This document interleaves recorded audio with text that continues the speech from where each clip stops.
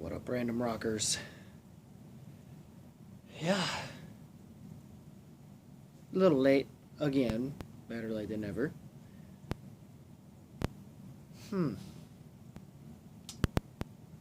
Hmm. The reader's down, us, and the night.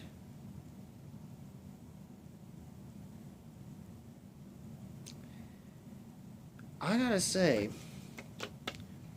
when it came to the comment I put on Facebook when I did my random rock counter for these guys, I was a little. I heard the tracks that they released as singles. I was a bit worried. And I'm here to tell you that worry, that worry is kind of gone. Because this album, I ran into this completely thinking it was going to suck. Just off of the tracks that we got for singles that they had, at least via their Vivo and page on YouTube or some bullshit. And yeah, I'm kind of glad I was a little wrong, but not entire. But I'm still somewhat right about it because well, a little history before going into this album. The band is a. If you've heard the band's bassist, why is his name escaping me now? Is beyond me at this point. Crap. Oh well. Fuck it. Brian Arnold, Todd Harrell. Thank God.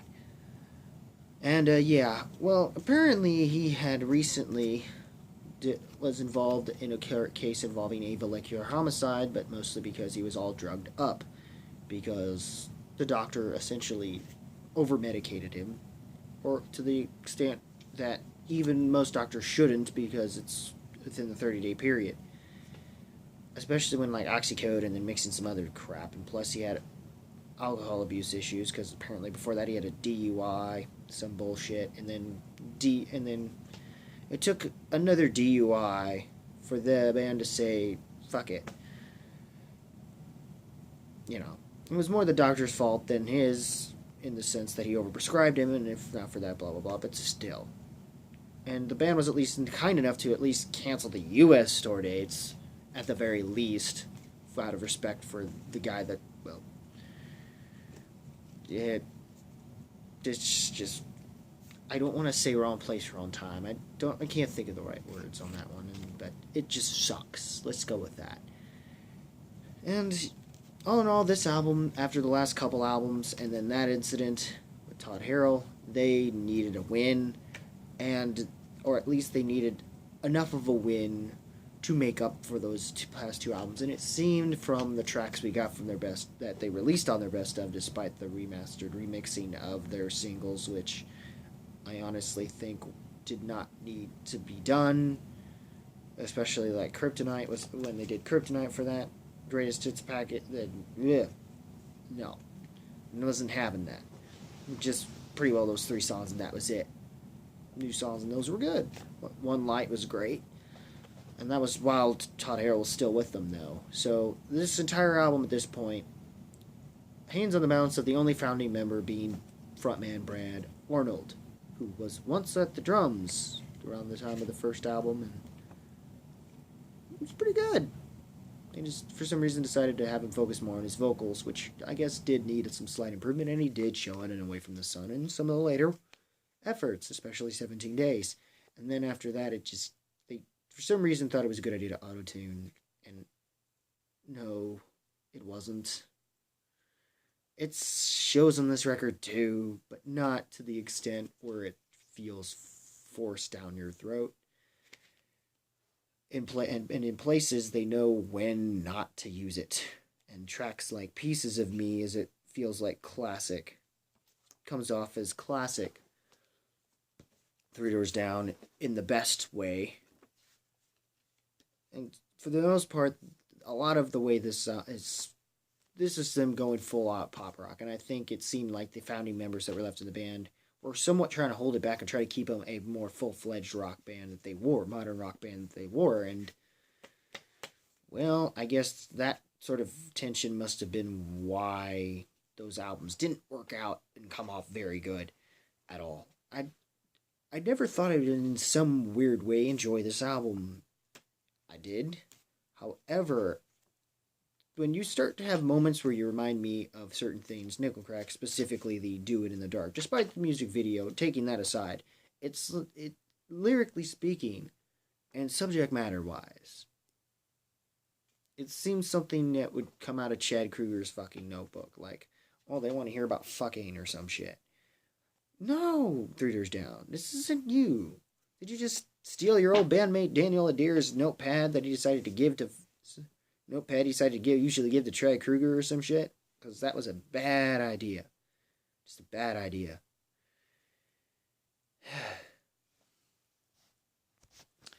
And yeah. It was just a... No. I'm not having it, dude. Fell from the Moon was okay. Us in the Night, the title track itself, was actually... like between that and Piece of Me were the fairly decent of tracks. And some of the tracks where they start to try to be more of a rock group, I guess, in the best way possible, actually come off good. And sometimes they actually come up with some competent riffs, and a couple times the solos aren't bad. Doing the Dark had a decent solo, but the moments where they started to do some weird auto-tuning stuff to the guitar was like, no, or delay, weird, unnecessary reverb. I like reverb, but this was just, what the fuck was that? It's like a weird reverb flaner thing. It's, no, don't do that.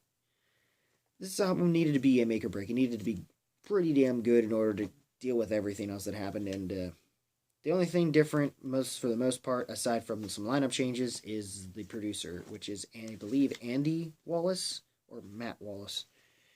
The answer is Matt Wallace. Yeah, let's see. And he actually, I believe Matt Wallace was part of the reason for some of, like, two of Faith No More's best fucking works, being that of The Real Thing and fucking Angel Dust. Or at least with, having co-produced with, like, Faith No More and stuff, of course. Yeah, that was Matt, not Andy. Andy was involved on, yeah. Check out my Faith No More ones if you haven't. Go to Facebook. And yeah, hopefully enjoy those. And yes, that's about it. There's nothing much I can say noteworthy about this album at this moment, because there isn't much to say that's noteworthy enough, and it's just them kind of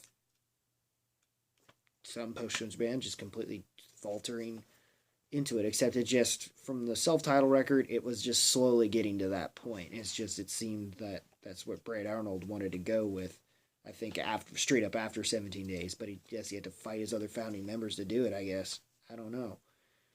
And it comes off very Daughtry, Baptized, Match vs. 20 North, and those are not that great in terms of discography for those artists.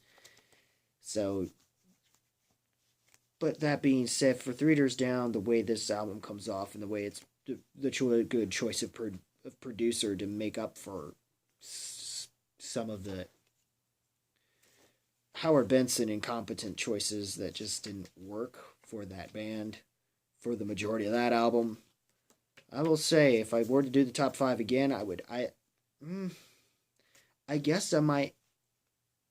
I'm still debating whether or not I would put it in the 4 or 5 spot. Either way, I would definitely. Time of My Life was not the time of my life, so that would have been taken out. Let's put it that way.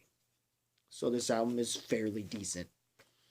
Fairly decent to meh, which means it's quite mixed. And you know where those albums go. Right over here. Except it's going to go under this Hands Like Houses Dissonance. Right over here. Because yes, for one thing, this came out before it. And second of all, I'm already going to tell you, I did enjoy.